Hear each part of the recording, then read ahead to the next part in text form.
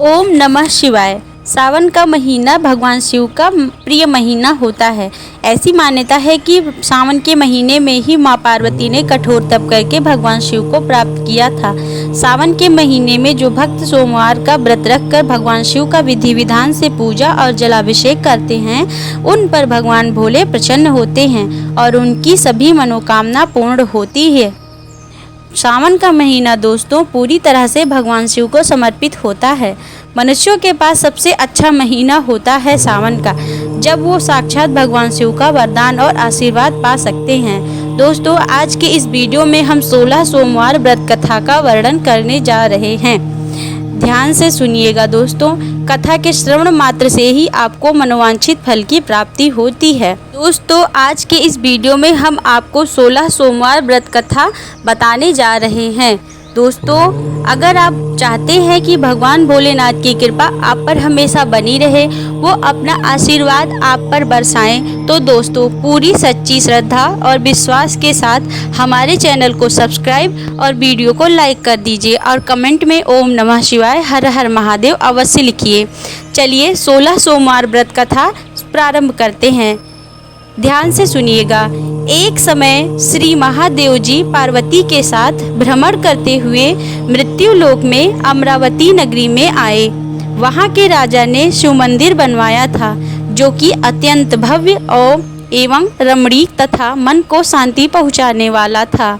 भ्रमण करते समय शिव पार्वती भी वहां ठहर गए। पार्वती जी ने कहा, हे नाथ, आओ इसी स्थान पर 64 पासे खेलें। खेल प्रारंभ हुआ। शिवजी कहने लगे, मैं जीतूंगा। इस प्रकार उनकी आपस में वार्तालाप होने लगी। उसी समय पुजारी जी पूजा करने आए।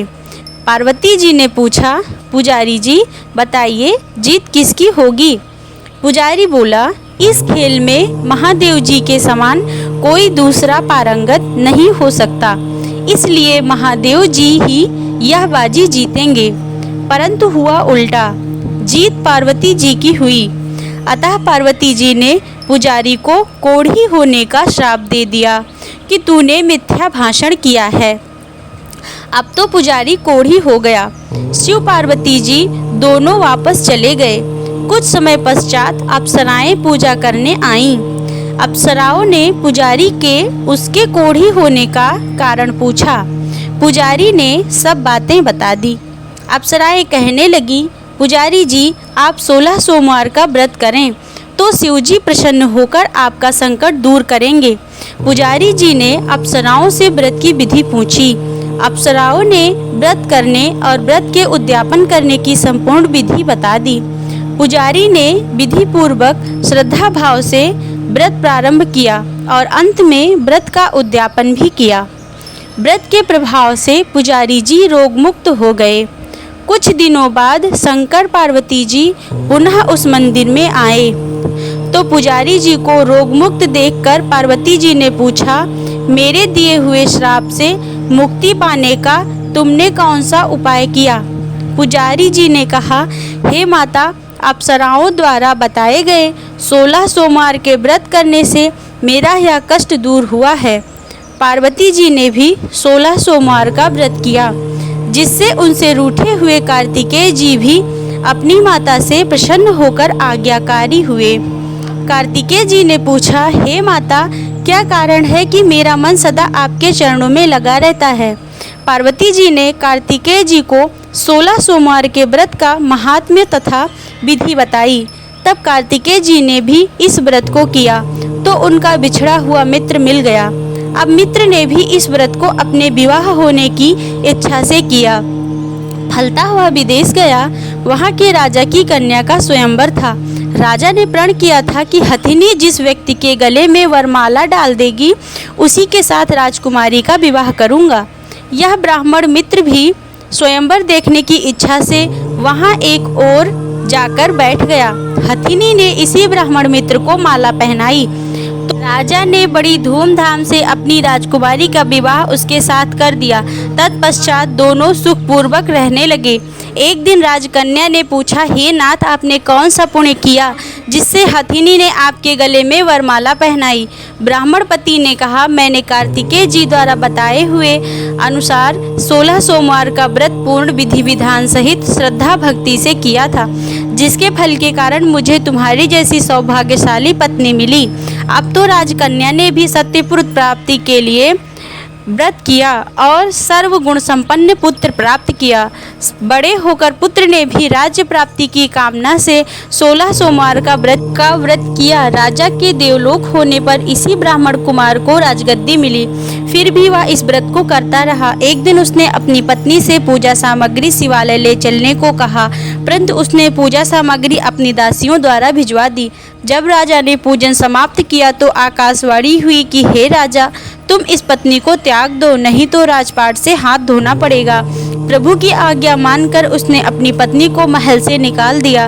तब वह अपने भाग्य को कोसती हुई एक बुढ़िया के पास गई और अपना दुखड़ा सुनाया तथा बुढ़िया को बताया, मैं पूजन सामग्री राजा के कहे अनुसार शिवालय में नहीं ले गई और राजा ने मुझे निकाल दिया।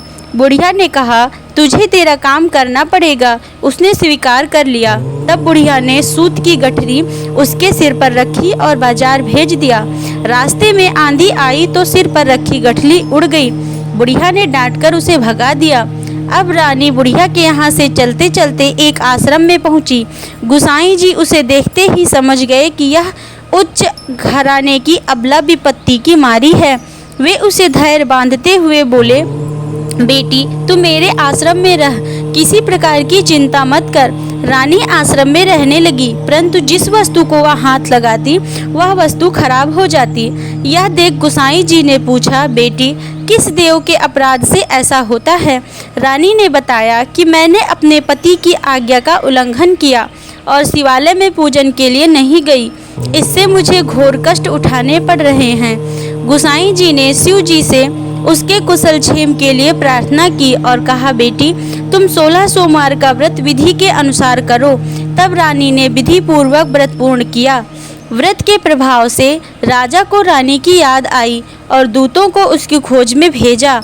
आश्रम में रानी को देख दूतों ने राजा को बताया। तब राजा ने वहां जाकर गुसाई जी से कहा, महाराज, यह मेरी पत्नी है, मैंने इसका परित्याग कर दिया था, कृपया इसे मेरे साथ जाने की आज्ञा दें। शिव जी की कृपा से प्रतिवर्ष 16 सोमवार का व्रत करते हुए वे आनंद से रहने लगे और अंत में शिवलोक को प्राप्त हुए। ओम नमः शिवाय। इस प्रकार कथा संपन्न होती है। कथा सुनने या कहने के पश्चात दोस्तों शिव जी की आरती ओम जय शिव ओमकारा करना चाहिए। आरती के पश्चात प्रसाद भक्तों में बांट दें और दान दक्षिणा देकर ब्राह्मण को विदा करें। दोस्तों पूरे दिन पूरी श्रद्धा से ओम नमः शिवाय पंचाक्षर मंत्र का जाप करना चाहिए और किसी की चुगलीचाई और बुराई नहीं करना चाहिए। ध्यान प्रभु के चरण में ही लगाना चाहिए। इससे आपको मनोवांछित फल की प्राप्ति होगी और 16 सोमवार व्रत के कृपा से भगवान भोलेनाथ आपकी झोली खुशियों से भर देंगे और आपके घर में कभी धन धान्य की कमी नहीं होगी। आप जिस वस्तु की कामना से व्रत रखेंगे वह वस्तु आपको जरूर प्राप्त होगी।